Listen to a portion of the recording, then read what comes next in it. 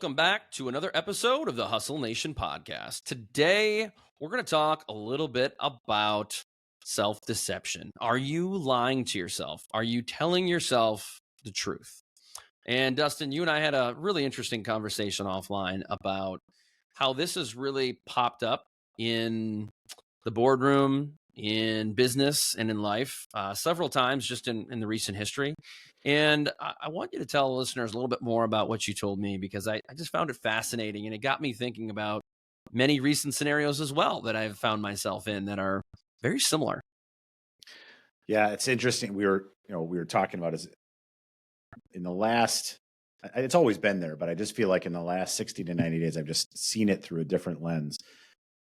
Where how many people, whether it be leaders at our company, whether it be other business leaders, and even others challenging me, how many times, whether it be in business or just in life, how often you see people lying to themselves, right? And they just have such a it could be deception, it could be delusion, it could be lack of perspective, it could be it could be all these different things. But it's been amazing to me, and how many times, even in the last few months, how many times I've had a conversation where someone is basically telling me the story that they're telling themselves, right? This is the problem that I'm running into, and this is why this isn't working or that isn't working. And how many times as an outsider, I can just simply say, well, you're full of it. Like, that's not reality. Like, do you realize that's not reality? And how often people kind of take a step back and say, well, how did I not see that? Because they see it instantly, right? Like the minute you call it, it's not like they're fighting it being a reality. It's just like, wow, how did I not see that coming? And the same for me. I just recently, this is maybe 2 or 3 weeks ago, I was talking to someone, and same thing, right? Just kind of sharing, okay, this is what we're trying to do, and this is what we're trying to accomplish. And he was able to just call me out. And so to me, what I was excited to kind of talk about is, how often that happens. And it's not all bad, by the way, right? Like sometimes the reason we often lie to ourselves, it's, really survival mode, right? Like the psychology behind it is your brain is trained to keep you surviving. And so we have all these different, defense mechanisms and things like that our brain plays tricks on us, essentially, to kind of soften reality so that we can continue on with life. And, to me, what's been interesting is, in many ways, that deception, that lying to yourself, in certain pockets can actually be helpful. Yeah. Right? Like you could actually use it as fuel, but yet how often it actually does the opposite because you just lack that perspective. And like as a quick example, like I think about and we've talked about this in the past, people believe that they're working so hard to get something done, right? Like this is the thing we talked about where, if you really want to accomplish something incredible in your career, at some period of time, you have to put in ridiculous hours, like you just do, no matter how efficient you are and all that. And this, mindset of 60 plus hours a week. Like if you really want to achieve greatness, at some point you have to wear that badge. And that, 34% of the country says they work 60 plus hours a week, but only 3.8% actually do, and so how do we have such that line? And one of the kind of quotes that always comes to mind is Albert Einstein, which I don't quote him a lot, but he has this saying, and I'm sure I'm misquoting it, but something to the effect of, you can't solve a problem with the same level of thinking that created it. And so you have to get out of your rut. That's why you don't see the problem. It's why you can't seem to address it. And so to me, the only way you get out of that is you got to have some sort of process for yourself to get out of that rut, or you need to seek outside so that someone can basically shake your cage and say, you got to get out of your own way. Yeah, I can't help but think about self-awareness when you talk about this subject, specifically where you're headed with that. And so often we think of ourselves as being maybe engaged in meetings. We think of ourselves as maybe being a good listener or any number of things like that. But until someone calls you out on it, you don't know. And unfortunately, there are a lot of people that don't have great self-awareness, or there might be people who have self-awareness but maybe don't see it because we can't see ourselves, we typically can't hear ourselves. Just like you and I with this podcast, I like to think, well, I'm a great podcaster, I'm a great interviewer, until you listen to yourself, you're like, oh yeah, maybe I need a little work on that. And obviously we've gotten better since we've started doing it, but a lot of times we need that person or people in our life to give us the honest feedback, which I'll tell you what, I actually crave feedback. I think that feedback is a gift, good, right, or indifferent. And that's what helps us improve. But if you're not getting feedback, how do you improve? I think you're really just ultimately status quo, right? Absolutely. And how you get that feedback. So sometimes it's feedback and sometimes it's just perspective, right? Sure. Sometimes the person doesn't even really have the answer. They can't tell you what to do, but they bring up something that if you're willing to see it, suddenly creates Bingo. clarity, right?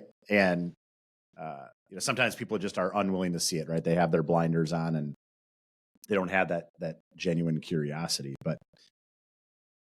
I agree with you. It certainly starts with a lot of self-awareness. The challenge I always find is self-awareness to me is kind of like, telling your spouse like that you're in a fight to like calm down, right? I mean, it's like, well, duh, yeah, be more self-aware. Well, I don't think most people wake up in the morning trying to not be self-aware, but they Right. don't necessarily have a way of doing it. And, certainly there's an element of self-awareness of just thinking about yourself and challenging your own thinking and things like that. But, my experience has been a lot of times when you talk to people about are they self-aware, they've really become self-aware from an outside party.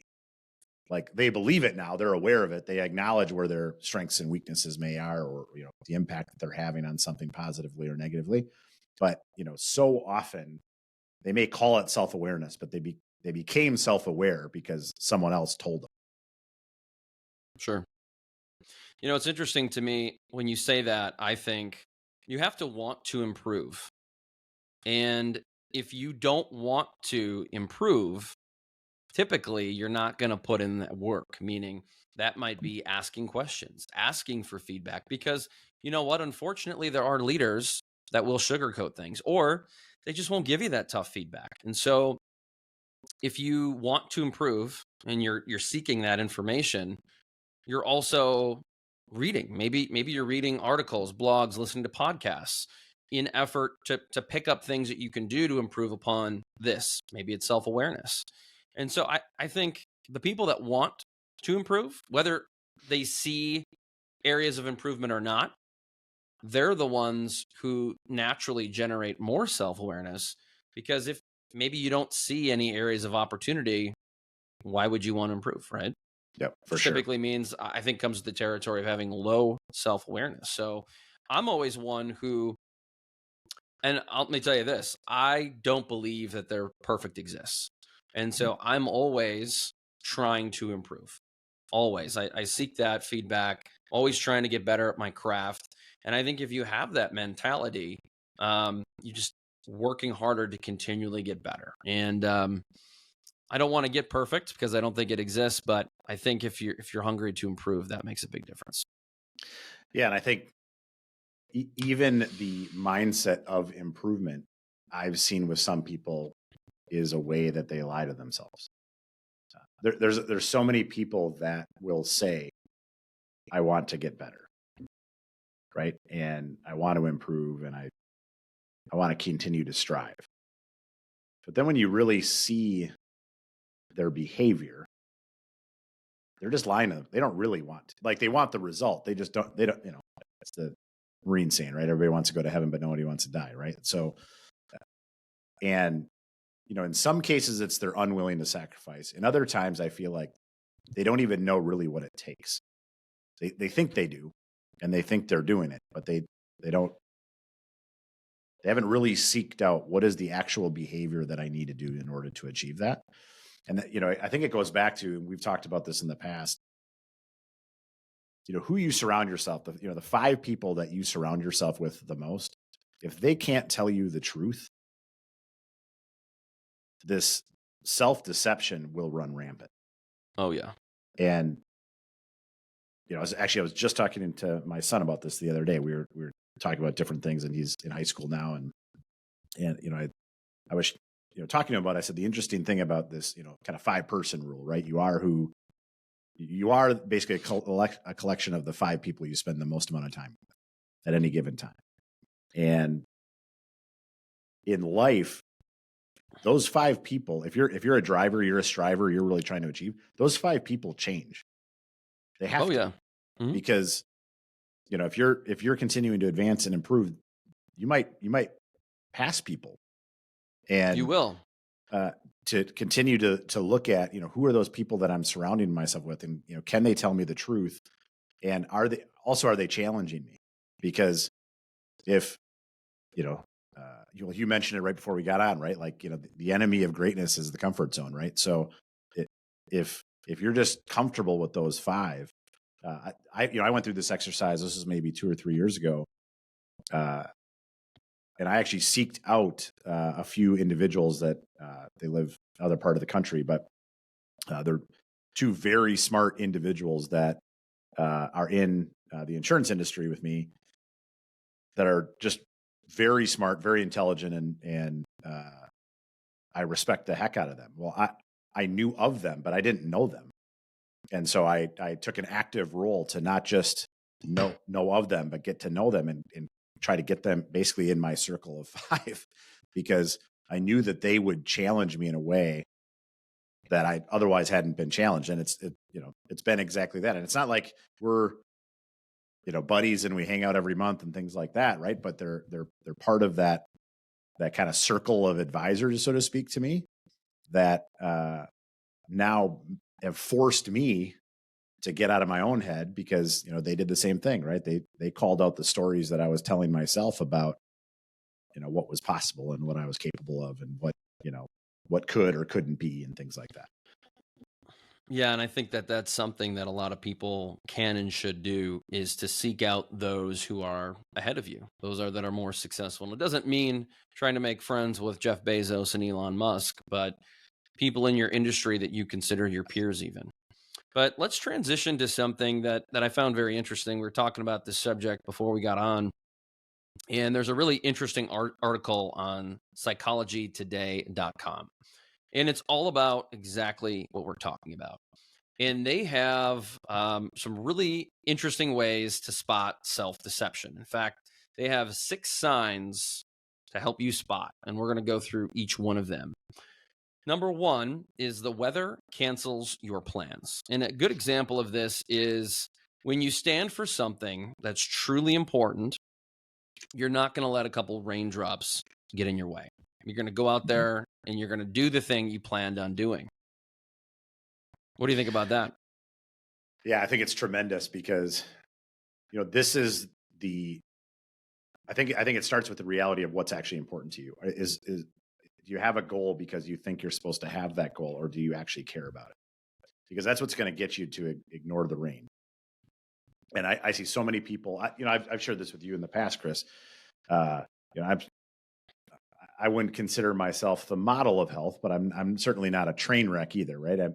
But there was many years of my life where that's that priority of not just being healthy, but being like healthy to the point of athletic, right? So that priority has come and gone in my life. And there's lots of people that would say, well, that should never leave. And maybe you're right? I probably shouldn't have fallen off the wagon as many times as I have there. Nobody's perfect. But the point is, it just wasn't a priority. Yeah. Right. And so, time and time again, I could continue have said, well, but that's a priority. That's a priority. Well, no, it's not. And the reason it's not is because, to your point, the weather was stopping it, right? I had this at work, or I had this at home, or I had this, or I had this. And so it just wasn't a priority. And one of the things actually that I think is most liberating is the minute you acknowledge that it's not actually your priority, it's someone else's priority for you, you can get really clear as to what are those priorities that you will fight through the rain. Yeah. And you're going to increase your chances tenfold if you narrow your focus to, okay, what's actually important to me? I love that. That reminds me of a time when I ran a half marathon. It was my first one. And we live in Wisconsin where it's cold. And for someone who's not historically a runner, you can't just sign up for a half marathon and train for 2 or 3 months and run it. So I remember vividly running several times a week in days where there's snow and ice on the ground. And I said to myself, if I don't do this, I will not be able to complete this half marathon. And I didn't let the weather get in my way. And as someone who occasionally works from home, I see people run all the time in the winter months. They're not going to let a little weather issues get in their way. And I love that. Number 2, you have no plan. And I'll tell you, Dustin, someone comes from the marketing industry, I find it really interesting. I love to call people out when I'm speaking on stage. And I've said this before if you listen to the podcast, but I have this marketing summit that I do every year, and 200 plus people in the room. I ask them, show of hands, how many people here has a strategy, a documented, written strategy? And less than 10 people in the room raised their hand. And I said, that is the reason you are not seeing results from your marketing.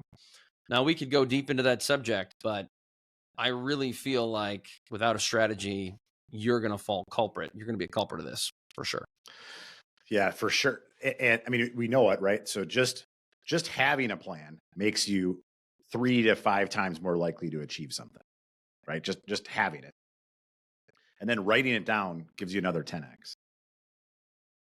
And, to your point, how many people say they have a plan?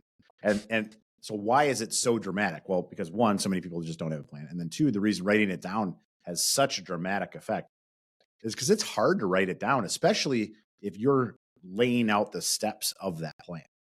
Because you actually have to think about it now, right? It's, you know what, I want to, weight loss is always the easy one to communicate, right? Like, okay, I want to lose 20 pounds.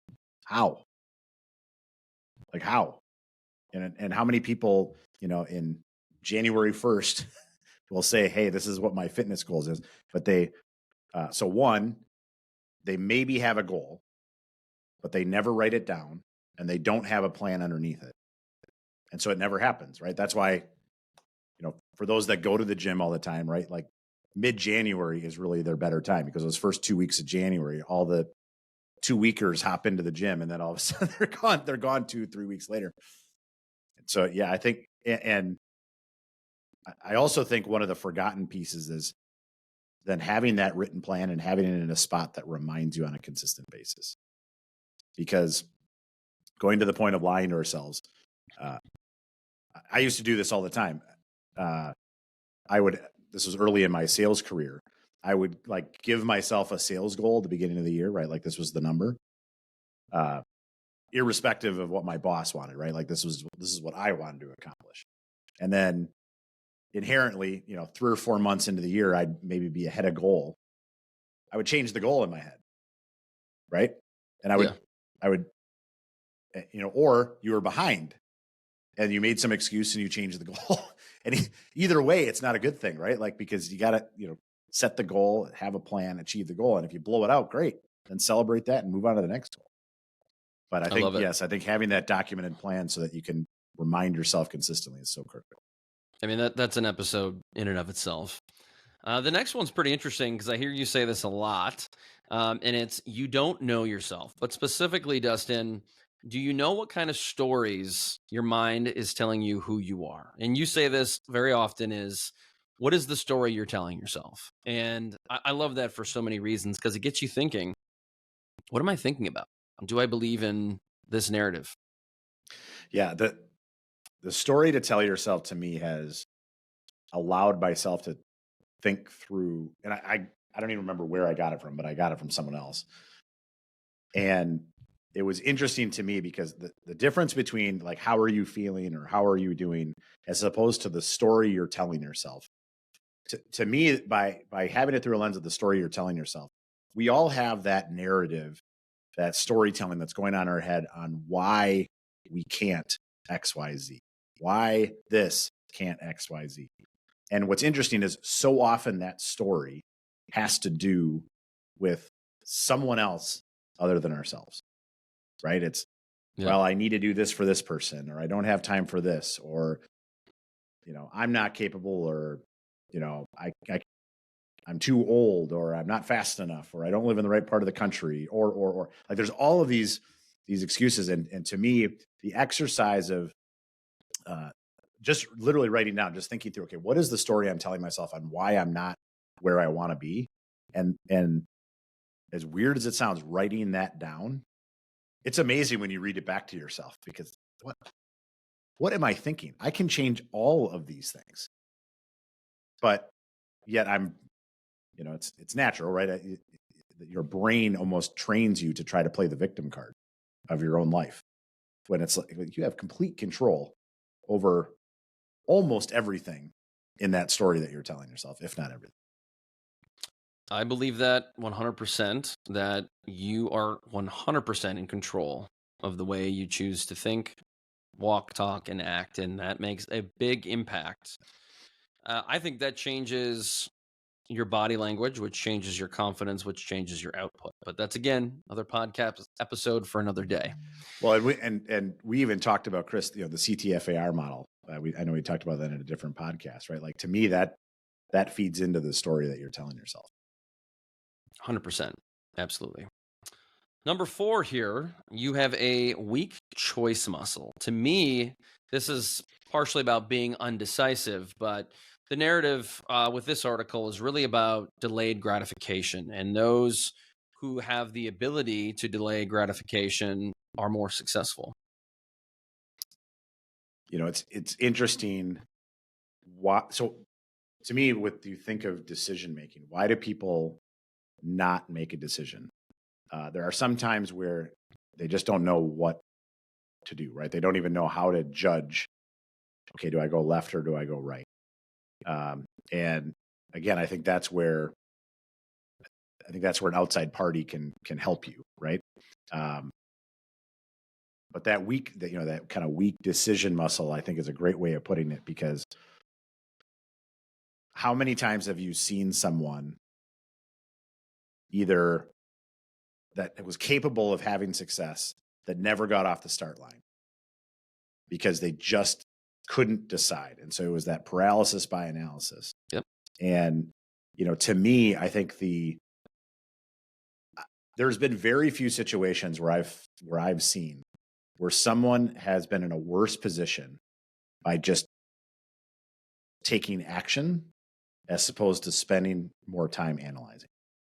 And that, obviously there's a balance there, right? I mean, you need to be thoughtful about what you do and where you spend your time, and we talk about that. But I find that so many people, they get so paralyzed by the decision, when in reality, if you just create action, here's the interesting thing: there's not a lot of decisions you make in life where if you go right, if it's wrong, you can get back to left.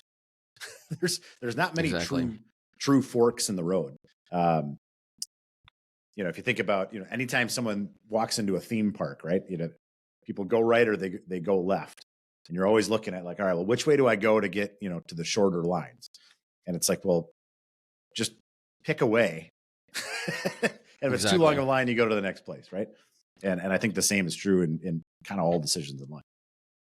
What's interesting about that for me is I truly believe that when you stop taking action, when you come to a standstill, that is when the mind starts to wander, and that is when fear sets in. And when you start to overthink or fear, because one comes with the other in that territory, you freeze and you continue not taking action. And so I think, whether it be in sports, whether it be in business or leadership, we have to stay in constant motion, because the more we just freeze and take time to worry about stuff, we're going to stop taking action. And like you said, that is the enemy of productivity, in my opinion. For sure. Okay, moving on to number 5. You don't see your options. And this one's interesting because it says, one of the struggles we have with choices is not seeing them. We automatically move away from discomfort usually in ways that are not helpful or healthy in the long run. And we talked about this before, is the magic happens when you step outside your comfort zone. Yeah. And so what I see is, there's two things I've seen with how do you get that? Because it's really perspective. For Right? If sure. you don't see the options, it's you lack that perspective. And some of this is surrounding yourself by different people. Some of it is really having that genuine curiosity as you're scanning the day, because there's always something you can learn from someone. But then, I also think I've talked about this, right? The weekly exercise of kind of doing a weekly review of basically what's working, what's not in your life. And what have you been successful in? What are you grateful for? What's broken? What do you need to fix? Because those two things, even that, sometimes you have that perspective, but you just haven't tapped into it because you haven't written it down. So, like as an example, in the weekly review that I do, right?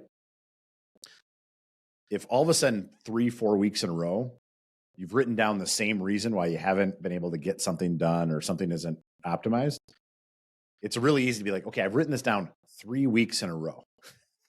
What is going on, right? Or I wrote that down every week for the entire last quarter and still nothing has changed. Okay, well, guess what?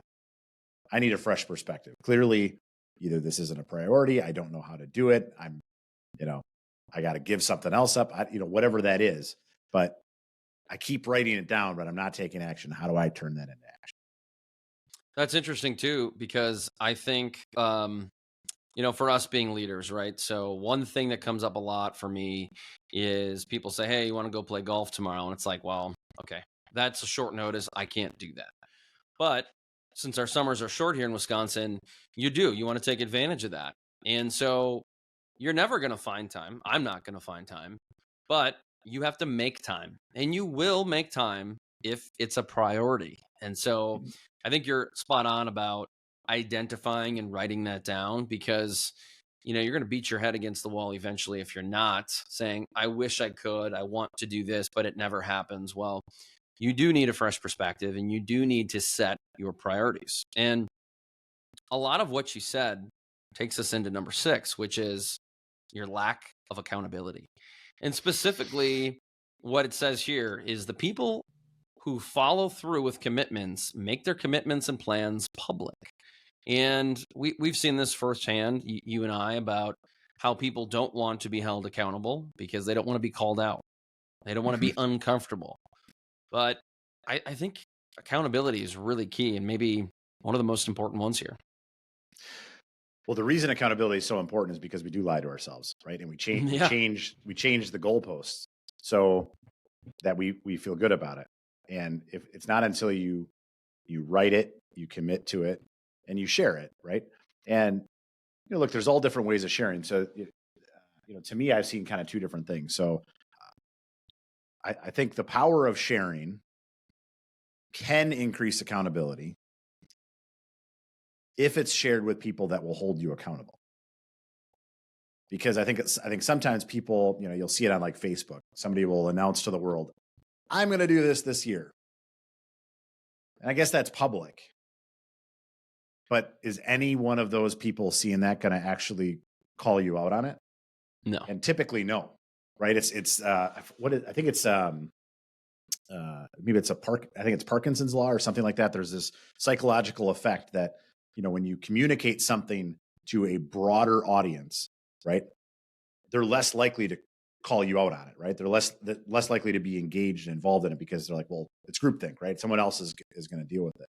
And so I think it's important to write it down. I think it's important to document it. I think it's important to build your own accountability systems, because what I have seen is as a person, it is really, really easy to basically cut off your accountability partners. Oh yeah. Right. Yeah. And so ultimately your own self accountability, which I think has to be done through process. And so, we've done the, our hustle planner, hustle journal, right? That allows us to kind of tee that up on a consistent basis. To me, that's been so critical because it allows me to hold myself accountable, right? Which is most important. Because if without that process, I would say I want to hold myself accountable, but I have no way of remembering what I said I was going to do last week, the week before, right? Because our brains just naturally lie to us. Yeah. And so it's not until you write it down, you're like, oh, that's what I said I was going to do, and I didn't do it. And so what I've seen is then the next level, because I do think having outside accountability can still help. I think making it public by sharing it with someone that will call you out on it is fantastic. But I still go back to, I think far too often they share it thinking that, well, I shared it publicly, so that's good enough. No. If you have no personal accountability, you don't have a way to hold yourself accountable, and you don't share it with a small group of people or even an individual that will call you on it. I'll use the example of, your spouse, right? So anything that I share with my wife that like, this is a goal and this is what I'm going to do, guess what? She'll call me out on it. Right. And that's a good thing, right? That's why I share with her. Like, look, this needs to change. I need to do this. And I'm telling you this because I know, like, if I could have already done it, I would have already done it. For some reason, I haven't done it yet. So, I need to do this. I need to be held accountable. And again, it could be your spouse. It could be a business partner. It could be a friend. It could be, it could be a paid coach, right? It could be all sorts of different people, but, finding that way to hold yourself accountable and then finding that outside party they'll call you out on.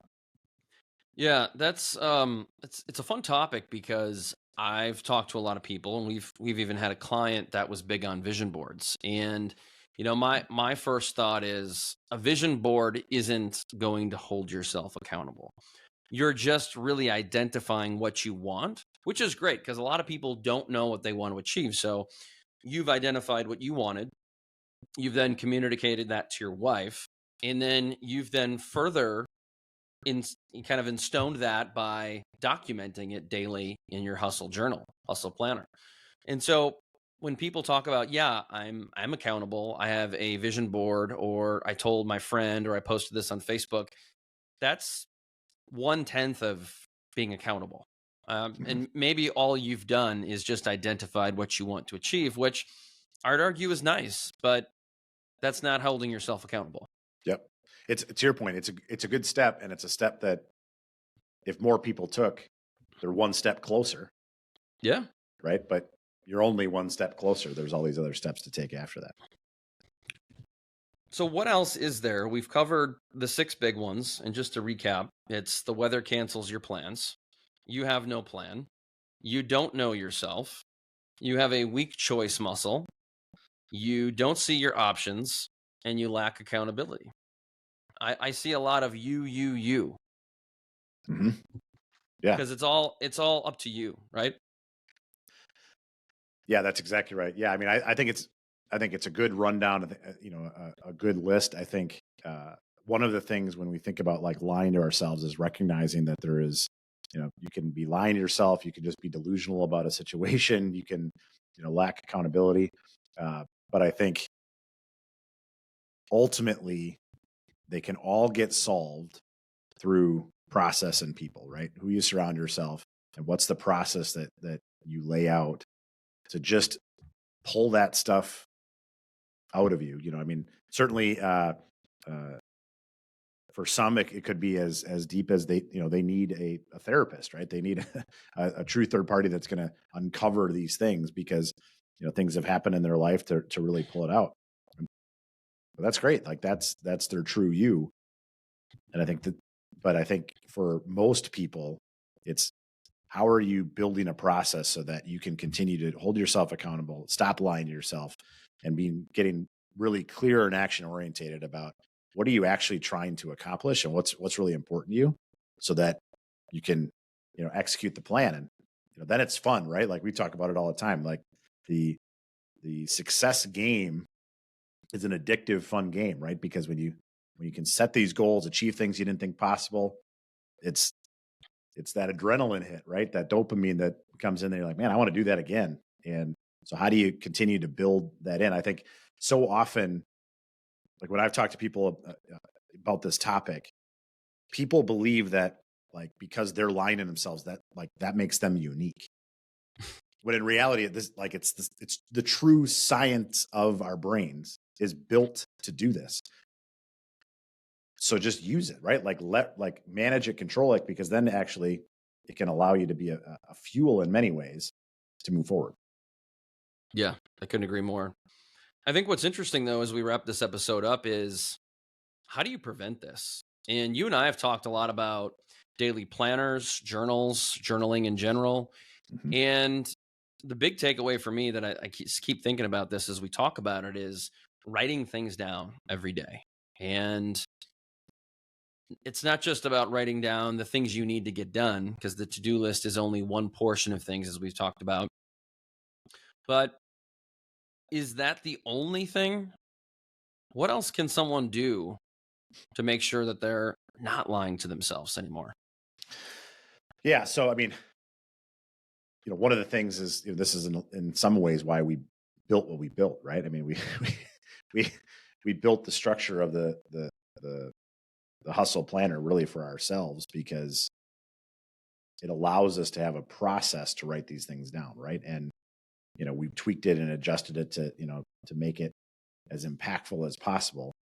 And I don't think you can underestimate that because I think the writing it down it's truly the only way you can hold yourself personally accountable.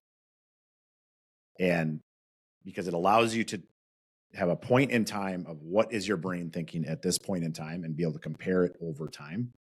And, I know a lot of people, I was this way, um, where I used to think I could, in the world of apps, right? Well, I can just do this in an app and I can do this in an app. And I don't know what the science is behind it, but there's some, and I know there's technology has come a long way to try to make, these different Remarkables or iPads where you can write things down and have it feel the same. But there's truly nothing like being able to write down and really go through a process to challenge yourself.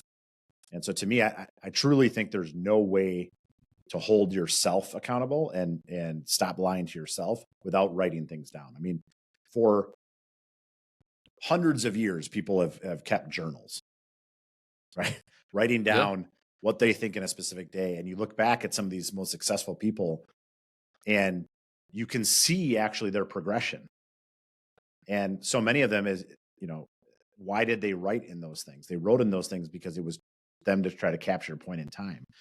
To me, I think the step beyond that then is many of those journals historically were just free forming, right? You write what's on your brain and what kind of happened to you that day or whatever, versus, to me, having a more systematic way of teeing yourself up of this question and this and that, and where's my focus allows you to kind of convert that randomness of just kind of capturing what's on your mind to, really converting it to action. I think, the second piece is I truly think people should always be evaluating that 5 people rule, right? And I don't know if it's 5, I don't know if it's 7, whatever, but really looking at who are those people around you and are they willing to hold you accountable? Are they willing to call you out? Are they challenging you in your path?